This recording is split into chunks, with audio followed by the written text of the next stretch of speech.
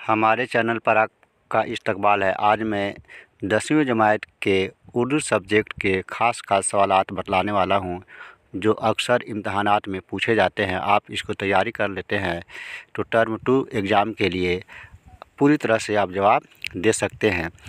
तो कवायद का हिस्सा बाद में बताया गया है, पहले जो है आपको नस्र का बतलाया गया है। तो नस्र में आप भोला और नया कानून को ज़रूर पढ़ लें, और नज़्म में 5 नज़्म हैं जिनको आपको अच्छी तरह से याद कर लेना है।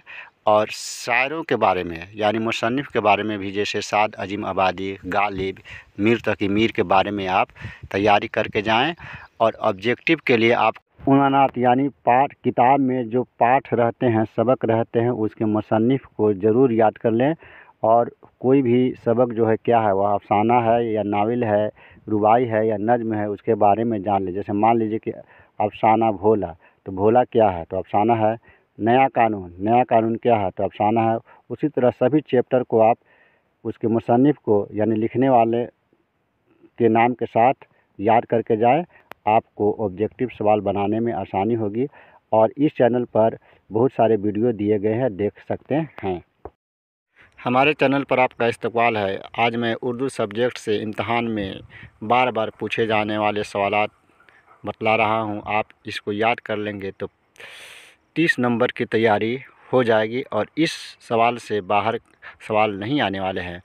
उर्दू कवायद में फ़ेल, फ़ेल लाजिम, फ़ेल मुतादी, फ़ेल मारूफ और फ़ेल मजहूल से ही सवाल पूछे जाते हैं।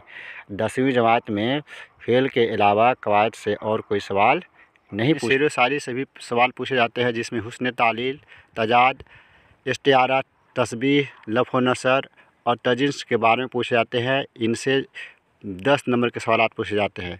इसके बाद उर्दू मज़ामीन यानी मजमून के तहत मजमून पूछे जाते हैं, जिसमें किसी एक उन्वान पर मजमून लिखना रहता है, जिसमें एक त्यौहार ज़रूर रहता है। उनमें से ख़ास त्यौहार में ईद उल फ़ित्र, यौम जमहूरिया, यौम आज़ादी, और एक मौसम पर भी मजमून रहता है, जिसमें आप 4 मौसमों को याद कर लेते हैं, मजमून की तैयारी हो जाती है। इसके बाद हिस्सा नज़्म में 5 नज़्म पढ़नी है, जिसमें आप किन्हीं 3 नज़्मों को याद कर लेते हैं तो आपका नज़्म का पोर्शन तैयार हो जाता है।